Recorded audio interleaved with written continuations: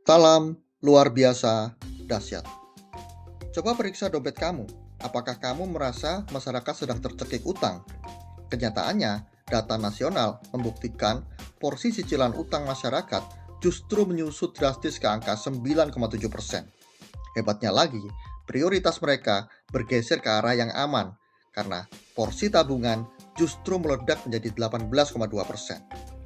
Temukan taktik manuver finansial dari pergeseran ini bersama saya di Radar Ekonomi memetakan fakta di balik angka. Kualitas dan hasil akhir dari keputusan finansial kamu selalu berbanding lurus dengan keakuratan data yang kamu pilih untuk digunakan. Halo sahabat semua, selamat datang kembali di channel ini. Apa yang kamu fokuskan, itulah yang menjadi kenyataan. Hari ini, kita melihat bagaimana cara konsumen Indonesia berfokus dan bertindak terkait dengan keuangan mereka. Di saat banyak orang di luar sana mengeluh tentang harga dan mengira kondisi keuangan sedang memburuk, data real justru menunjukkan bahwa tingkat optimisme masyarakat kita sedang naik. Kaum muda usia 20 sampai dengan 30 tahun adalah penggerak utamanya, dan kebiasaan mengalokasikan uang masyarakat sedang berubah ke arah yang jauh lebih aman, yaitu meningkatkan tabungan dan mengurangi cicilan hutang. Apakah ada penjelasan akan fenomena ini? Mari kita mulai pembahasannya. Judul pembahasan kita hari ini adalah Survei Konsumen Bank Indonesia, Denyut Nadi Ekonomi April 2026, Analisis Eksekutif Tren Keyakinan Tabungan dan Pengeluaran Masyarakat. Sebagai pelaku ekonomi, survei ini adalah petunjuk pasti untuk mengetahui apakah kamu harus menambah barang dagangan atau justru harus berhati-hati. Tapi, pernahkah kamu benar-benar berpikir apakah keyakinan orang-orang terhadap kondisi finansial mereka saat ini benar-benar baik-baik saja? Atau itu hanya ilusi semata?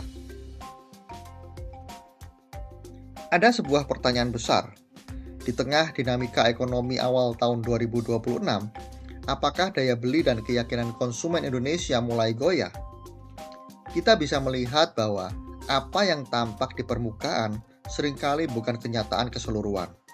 Kamu mungkin sering melihat keluhan tentang mahalnya harga barang di media sosial, yang membuat kamu berasumsi bahwa ekonomi sedang sangat buruk.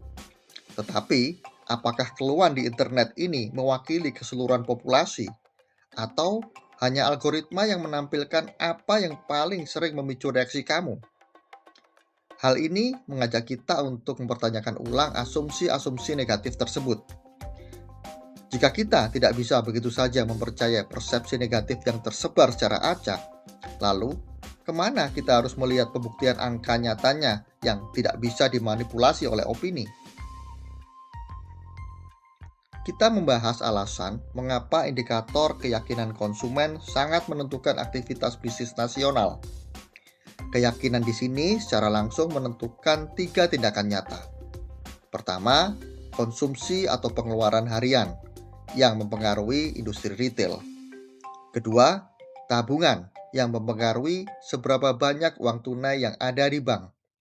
Ketiga, kredit atau cicilan yang mempengaruhi industri pembiayaan dan kepemilikan rumah. Saat orang merasa yakin, mereka berani berbelanja dan mengambil keputusan besar. Jika mereka takut, mereka menahan uangnya, dan jika ketiga keputusan pengeluaran, tabungan, dan utang ini sangat bergantung mutlak pada rasa yakin di pikiran masyarakat, lalu seberapa tinggi tingkat optimisme konsumen Indonesia pada bulan April 2026 ini? Indeks Keyakinan Konsumen atau IKK pada bulan April 2026 berada di angka 123. Angka ini meningkat dari bulan sebelumnya yang berada di 122,9. Dalam metode perhitungan Bank Indonesia, indeks di atas angka 100 menandakan bahwa masyarakat berada pada area optimis, bukan pesimis. Konsekuensi dari angka 123 ini adalah secara psikologis dan statistik mayoritas rumah tangga di Indonesia merasa sangat yakin dengan kondisi keuangan mereka. Ini menggeser persepsi rasa takut menjadi rasa aman. Kalau diperhatikan, angka 123 ini memang mengonfirmasi bahwa orang-orang secara umum optimis. Tetapi, bagian ekonomi mana yang persisnya yang membuat mereka merasa sebegitu optimisnya? Kita menganalisis alasan dibalik rasa optimis tersebut. Indeks kondisi ekonomi saat ini berada di angka 116,5. Angka ini naik karena orang-orang merasa ketersediaan lapangan pekerjaan membaik di angka 108,8. Dan mereka semakin banyak melakukan pembelian barang tahan lama yang mencatat indeks 112,6. Selain itu, ada indeks ekspektasi konsumen di angka 129,6 yang didorong sangat kuat oleh harapan pendapatan yang akan naik. Dengan skor ekspektasi pendapatan sebesar 136,9, kita memahami bahwa orang berani membeli barang elektronik atau perabot rumah hari ini karena niat dan pandangan mereka ke masa depan sangat positif. Mereka yakin bahwa 6 bulan lagi penghasilan mereka akan bertambah. Jika masyarakat merasa lebih gampang mencari kerja dan yakin gajinya akan naik dalam waktu dekat, lantas kemana persisnya uang yang mereka miliki dialokasikan? Kamu mungkin mengira bahwa orang yang sangat optimis akan menghabiskan uang mereka tanpa berpikir panjang. Kenyataannya tidak demikian. Proporsi uang yang dipakai untuk konsumsi harian tetap stabil di angka 72,1%. Hal yang berubah adalah rasio tabungan mereka yang naik menjadi 18,2% dan rasio pembayaran cicilan utang mereka turun menjadi 9,7%. Ini adalah bentuk optimisme yang logis dan aman. Mereka yakin pada ekonomi, tetapi mereka juga bertindak sangat rasional dengan memperbesar cadangan dana tunai dan mengurangi beban hutang. Melihat pola keuangan yang sangat rasional, berhati-hati sekaligus optimis ini, kelompok umur mana yang sebenarnya memimpin pola perilaku positif tersebut di seluruh Indonesia? Ini adalah temuan demografi yang luar biasa. Anak muda pada kelompok usia 20 sampai dengan 30 tahun adalah pemegang tingkat keyakinan konsumen yang paling tinggi, yaitu di angka 130,4.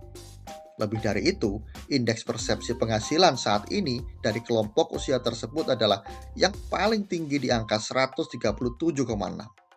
Dan indeks pembelian barang tahan lama mereka juga tertinggi di angka 121,7. Jika kamu menganalisis kelompok konsumen, kriteria usia 20 sampai dengan 30 tahun harus menjadi prioritas paling atas.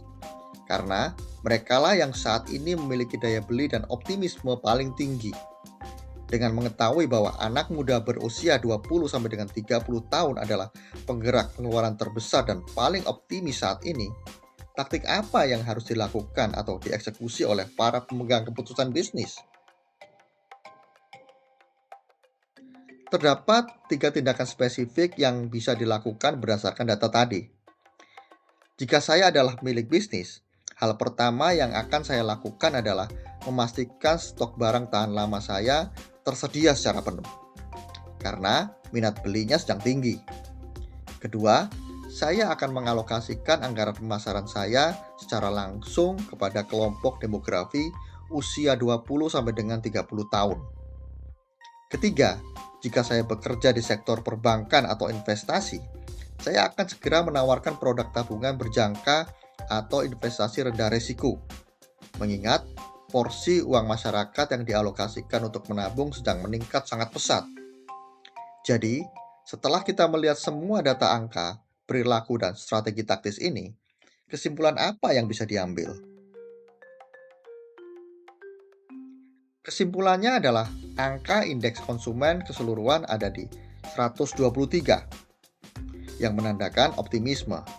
Kondisi ekonomi sangat kuat di angka 116,5 karena lapangan kerja dan pembelian barang bernilai tinggi meningkat. Alokasi dana menunjukkan perubahan positif di mana tabungan masyarakat bertambah menjadi 18,2% dan cicilan turun, serta kelompok usia atau umur 20 sampai dengan 30 tahun menjadi pemegang kendali utama ekonomi.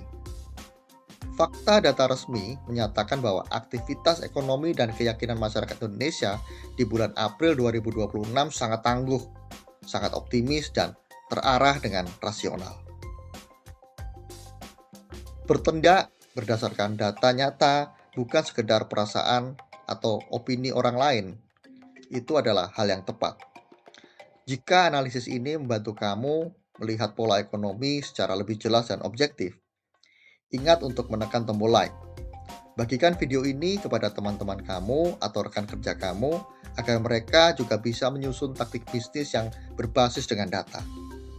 Pastikan kamu subscribe channel ini untuk terus mendapatkan analisis yang tajam, dan tinggalkan pendapat atau pertanyaan kamu di kolom komentar.